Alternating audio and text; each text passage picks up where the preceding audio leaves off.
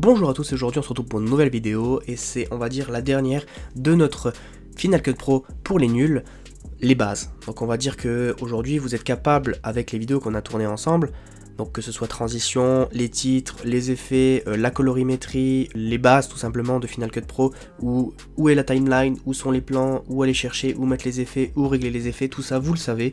En tout cas si vous ne le savez pas et si vous arrivez sur cette vidéo, n'hésitez pas à aller faire un tour, il y a une playlist Final Cut Pro pour les nuls qui sera complète du coup aujourd'hui de la mise en place de vos plans, donc de vos plans filmés jusqu'à l'exportation, parce qu'aujourd'hui nous allons voir l'exportation. Donc il y a des choses à savoir au niveau de l'exportation. Déjà avant tout, suivant votre boîtier, vous allez enregistrer de façon différente. Par exemple, sur mon boîtier, le GH5, j'enregistre en 4:2 10 bits. Donc ça veut dire que déjà mes plans sont en 4:2. Quand vous avez un appareil photo qui ne fait pas du 4:2, il fait souvent du 4:0 et du H264. Donc vous allez avoir des plans en MP4 ou Move, ça dépend sur quel appareil, type d'appareil vous êtes. Mais en gros voilà, vous allez avoir ce genre de plan. Donc c'est bien, on va dire que vous allez avoir déjà une compression qui va être faite du coup sur votre boîtier. Donc déjà on va avoir une compression, donc déjà on va être en 4:2 10 bits en point move sur un GH5, sur un autre boîtier, si vous avez du H64 vous allez déjà être hyper compressé. Donc on va pouvoir gagner un peu de qualité en exportant de différentes manières. Déjà, donc par exemple si vous avez, je vais mettre des plans voilà comme ça à droite à gauche, donc là je vais exporter tout mon montage. Vous allez ici, en haut à droite, et vous allez faire déjà ajouter une destination parce que vous n'allez pas avoir comme moi les choses ici. Donc par exemple, d'ailleurs ici vous allez avoir cette fenêtre qui s'affiche quand vous cliquez sur ajouter une destination, vous allez faire plus ici et vous allez choisir en fait quelle destination de plus vous voulez mettre. Donc par exemple moi, ce que j'utilise souvent c'est l'enregistreur d'image qui permet d'exporter justement des images en JPEG, en PNG ou directement des images Photoshop. Et ensuite vous avez ici le fichier master, donc il sera chez vous, il sera affiché ici, vous allez le prendre, le glisser. Tous les autres vous pouvez les enlever, surtout le DVD, je sais pas pourquoi je le garde encore, mais en gros vous avez deux sortes d'export à garder, c'est fichier master et enregistrer l'image active. Une fois que c'est fait, vous l'aurez toujours ici, quand vous cliquez là. Donc par exemple je vais faire fichier master, vous allez comprendre tout de suite, ici je vais arriver ici, quand vous passez...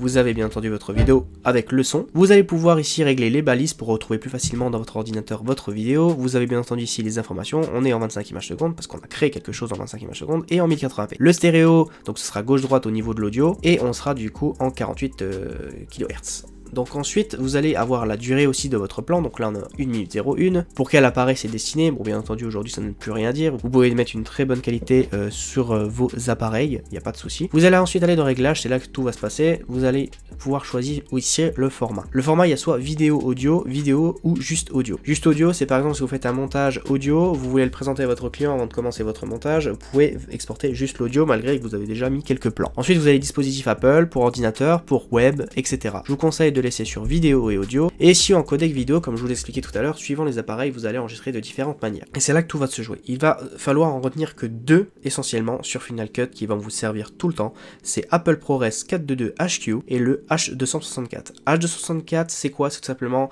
un codec, et ça on l'apprendra dans d'autres vidéos, donc parce que c'est quelque chose de très compliqué. Le H264, dites-vous que c'est juste pour les réseaux sociaux, YouTube, Facebook, Instagram, parce que si vous envoyez sur Facebook et sur les autres réseaux du HQ, le problème c'est que de toute façon Facebook va se dire ok, bah c'est trop lourd pour moi, je vais le compresser. Alors que si vous envoyez du H264, il va se dire ok, bah c'est dans les normes, du coup j'ai pas besoin de retoucher la vidéo. Donc vous êtes sûr déjà de garder la colorimétrie que vous avez et bien entendu la qualité de votre vidéo en H264. Bien entendu entre les deux il y a une différence.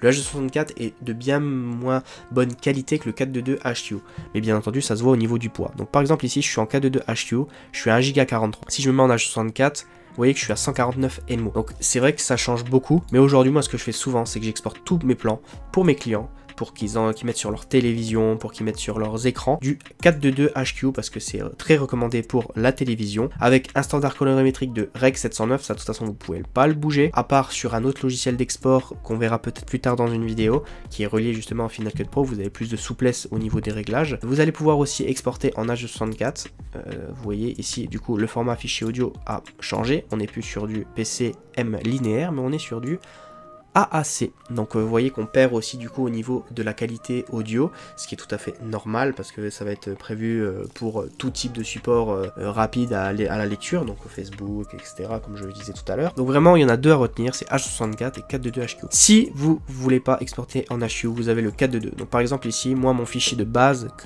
dans lequel j'enregistre avec ma caméra, c'est du 4.2.2 tout court. Je préfère enregistrer en 4.2.2 HQ afin d'avoir une légère qualité supérieure, et vous pouvez constater qu'il y en a une. Ensuite ici vous avez le 4.2.2 Lite, ça permet d'avoir un 4.2.2 plus léger que le 4.2.2 classique, et ensuite vous avez le proxy, donc ça sert strictement à rien. Vous avez ici le sans compression qui est très lourd pour surtout 2 fichiers, vous voyez ça fait 8 Go, ça ne sert à rien d'exporter de telle manière. En gros ça c'est vraiment quand vous avez des grosses caméras, et toute cette partie là c'est toute la partie on va dire pour tout ce qui est Sony et autres boîtiers, avec des codecs différents comme le DVC Pro HD, comme le XD-Cam, avec des mégabits seconde bien différents. Je vous conseille toujours de rester chez Apple en source, donc source, c'est-à-dire 4.2.2 HQ ou H264 si vous exportez pour les réseaux sociaux. Vous voyez, ici c'est mon source, ça c'est mes fichiers qui sont justement en 4.2.2. Donc voilà, ensuite je fais jure de faire suivant, le bureau, vous renommez votre fichier, vous faites enregistrer. Voilà, je vais remplacer mon plan, et comme vous allez le voir, ça va s'exporter quand même assez vite. On peut le voir juste en haut ici avec le petit fromage, et vous avez ici le pourcentage, la vitesse que ça se fait. Alors ça se fait plus ou moins vite suivant le nombre d'effets que vous avez mis, le nombre de transitions et la puissance de votre ordinateur. Donc comme vous voir ici, ensuite vous avez le fichier QuickTime qui s'affiche